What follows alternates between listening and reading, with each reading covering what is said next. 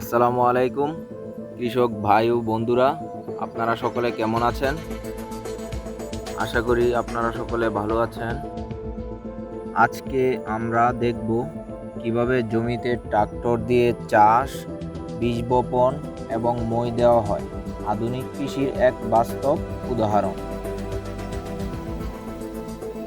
জমিতে ট্রাক্টর দিয়ে গভীর চাষ করা হচ্ছে।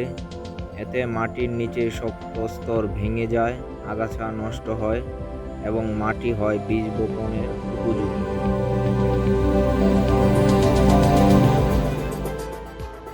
বপন করা হচ্ছে বীজ।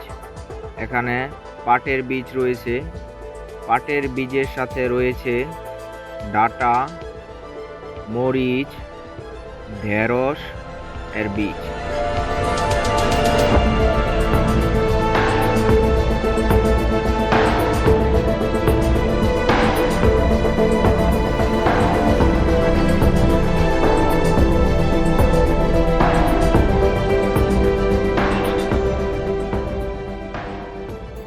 সবশেষ মই দিয়ে মাটি সমান করা হচ্ছে, যাতে বীজ মাটির সাথে ভালোভাবে মিশে যায় এবং অঙ্কুরোদ্গম সহজে হয়। মই দেওয়ার মাধ্যমে জমিতে পানি ধরে রাখার ক্ষমতাও বাড়ে।